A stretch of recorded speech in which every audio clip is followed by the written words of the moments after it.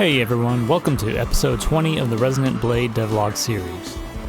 We just reached 1,000 subscribers this week, so thank you so much for everyone for all the great comments and feedback from the last few videos. And thanks to all the new subscribers who recently joined. It really means a lot, so again, thanks for all the support. To celebrate this milestone, I'll be releasing a new build of Resonant Blade in the next week or so that will let you guys experiment with the sonic grenades, the hoverboard, and the new scenes that I've added. Alright, well let's get started. This underground scene still needed a lot of work since last time. I spent a couple of days finishing it up by adding in the lighting and the ledge collision. I shortened the fade time for the force fields when they're deactivated. After deactivating the second force field, I added an enemy spawn trigger. When the spawn triggers, I deactivate the player controls while the enemies spawn in, and then the camera focuses in on the enemies. After a second or so, the camera focuses back to the player as the controls are reactivated.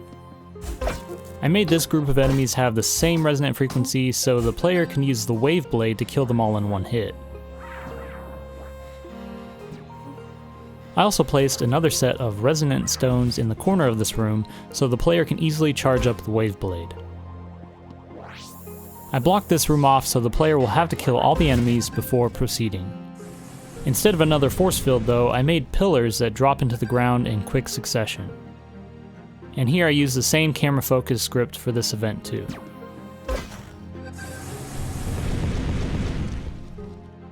The last thing I added to the scene were the transitions into the neighboring maps. To the left leads to Locria, and to the right will lead back to the Ionian subway.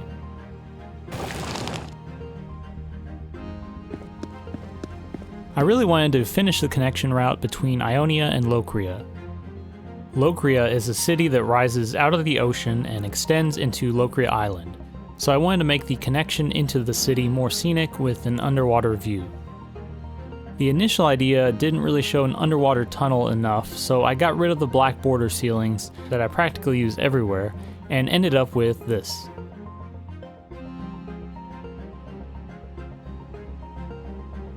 I wanted to add more life to the background, so I tried my hand at some sea creatures.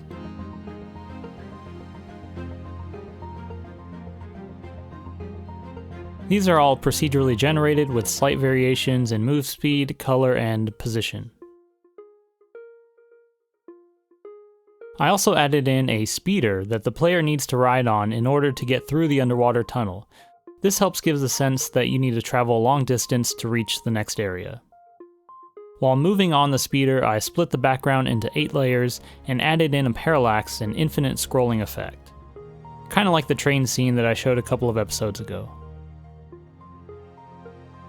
I also added in some basic movement controls for the speeder. When moving left or right, the parallax scroll speed will adjust accordingly. This parallax speed also factors into the move speed for the sea creatures in the background.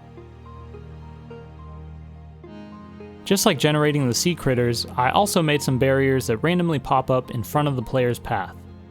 These only have collision on them at the moment, so they don't do any damage to the player yet. I also want to add some basic guns that the player can fire at some destructible obstacles. I like the idea of having this little change in gameplay to keep things interesting while heading to a new location. After getting the infinite scrolling section working, I added in the beginning and the ends of the tunnel, and then added some objects into the scene.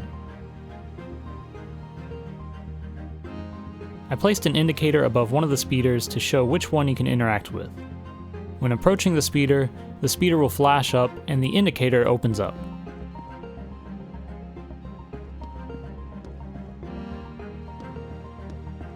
I also added in this NPC that tells the player he heard something bad had happened in Locria, and that you can use the speeders to get there. Instead of making 3 different underwater tunnel scenes for the beginning, the speeder section, and the end, I made 2 groups of objects, one for each end of the tunnel. These objects will load and unload depending on which side you travel to. Alright, that's it for this episode. Next time I want to finish up the speeder section, add the quest for the sonic grenade parts inside of the factory scene, and then liven up the NPCs in Ionia City. Thanks again for helping me reach 1,000 subscribers. If you haven't already, make sure to subscribe so we can reach 2,000 subscribers next. Alright, thanks for watching everyone, and I'll see you next time.